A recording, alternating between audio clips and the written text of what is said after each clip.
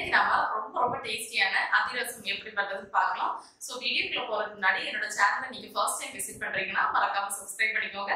கூடவே பக்கத்துல இருக்கிற பெல் ஐக்கனை கிளிக் பண்ணிக்கோங்க. சோ தட் நான் எப்ப வீடியோ போட்டாலும் உங்களுக்கு தவறாம நோட்டிபிகேஷன் கிடைக்கும். இப்போ அதிரசம் பண்றதுக்கு தேவையான பொருட்கள் என்னன்னு பார்த்துடலாம். 2 கப் பச்சரிசி நல்லா வாஷ் பண்ணிட்டு தண்ணியில 1 ஹவர் ஊற வச்சு எடுத்து வச்சிருக்கேன். 1.5 கப் பொடித்த வெல்லம், 1 கப் அரிசிக்கு 3/4 கப் வெல்லம் வச்சு 2 கப் அரிசிக்கு 1.5 கப் வெல்லம் எடுத்து வச்சிருக்கேன். 5 ஏலக்காய், 1 டேபிள் ஸ்பூன் கசகசா, 1 டேபிள் ஸ்பூன் நெய், அப்புறமா பொரிக்க தேவையான அளவு எண்ணெய். இனி எப்படி பண்றதுன்னு பார்க்கலாம். ஃபர்ஸ்ட் அரிசியில உள்ள தண்ணி எல்லாம் வடிகட்டிட்டு இந்த மாதிரி ஒரு சுத்தமான துணியில இந்த மாதிரி விரிச்சு காய போட்டுருங்க. ஒரு 20 மினிட்ஸ் இது வந்து அப்படியே ஃபேனுக்கு அடியில் காயட்டும். அதுக்கப்புறமா நம்ம இதை எடுத்து பவுடர் பண்ணிக்கலாம். அரிசியை 20 மினிட்ஸ் ஃபேனுக்கு அடியில் நல்லா காய விட்டுருந்தேன். இப்போ கையில் எடுத்து பார்த்தீங்கன்னா இந்த மாதிரி லேசாக ஒட்டி இருக்கணும். இப்படி உதறணும்னா கீழே விழுந்துடணும். அந்த மாதிரி ஸ்டேஜில் இருக்கணும். இப்போ இதை ஒரு மிக்சி ஜாருக்கு ட்ரான்ஸ்ஃபர் பண்ணிக்கலாம். அரிசி எல்லாத்தையுமே இந்த மாதிரி மிக்சர் ஜாரில் எடுத்து வச்சாச்சு. இதுக்கு கூடவே ஒரு 5 ஏலக்காய் சேர்த்துக்கிறேன். அப்போ தான் நல்ல வாசனையாக இருக்கும். இதை நல்லா ஃபைனாக பவுடர் பண்ணிக்கலாம். அரிசியை எந்த வித தரியும் இல்லாமல் நல்ல ஃபைன் பவுடர் பண்ணி எடுத்தாச்சு. உங்களுக்கு மாவு திருன்னு இருக்கிற மாதிரி இருந்துச்சுன்னா நைஸ் அரிப்பால் நல்லா சலிச்சு எடுத்துக்கோங்க. நான் அன்னைக்கு சலிக்கலை, ஏன்னா ஆல்ரெடி நல்லா ஃபைனாக பவுடர் பண்ணிட்டேன். பவுடர் பண்ணி வச்சுருக்க இந்த மாவுக்கு கூடவே கசகசா அப்புறமா நெய் சேர்த்துடலாம். சேர்த்துட்டு கொஞ்சம் மிக்ஸ் பண்ணி வச்சுக்கோங்க. இப்போ வெள்ளைப்பாகு பண்ணுறதுக்கு ஒரு பாத்திரத்தை ஸ்டவ்வில் வச்சு ஸ்டவ் ஆன் பண்ணிக்கலாம். அதில் நம்ம உடைச்சி வச்சுருந்த வெல்லத்தை சேர்த்துக்கலாம். இப்போ இதுக்கு கூடவே ஒரு 1/2 கப் தண்ணி சேர்த்துக்கிறேன். வெல்லம் நல்லா கரையட்டும். இப்போ பார்த்தீங்கன்னா வெல்லம் நல்லா கரைஞ்சிருச்சு. இப்போ பார்த்தீங்கன்னா நமக்கு ஒட்டுற தன்மை இன்னும் வரல. பாகு ரொம்ப நேரமாக கொதிச்சாச்சு. தொட்டு பார்த்தோன்னா ஸ்ட்ரிங் வர ஆரம்பிக்குது.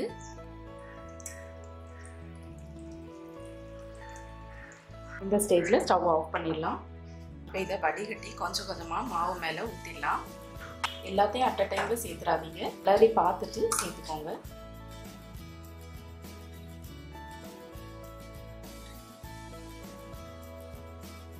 மாவு வந்து கொஞ்சம் லூஸாக தான் இருக்கணும்.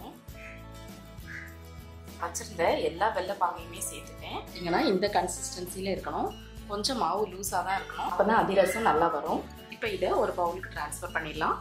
இப்போ நம்மளோட அதிரசத்து மாவை ஒரு பவுலில் ட்ரான்ஸ்ஃபர் பண்ணி வச்சுருக்கேன். இது ஆறுறதுக்கு முன்னாடி க்ளோஸ் பண்ணக்கூடாது. ஆறுனதுக்கு அப்புறமா நல்லா இந்த மாதிரி க்ளோஸ் பண்ணி இதை ஒரு 1 or 2 டேஸ் அப்படியே வச்சிடலாம். இது ஃப்ரிட்ஜில் வைக்க தேவையில்லை, வெளியே வச்சுருந்தாலே போதும். இது அப்படியே இருக்கட்டும். ஒரு நாள் கழிச்சு நம்ம அதிரசம் செய்யலாம்.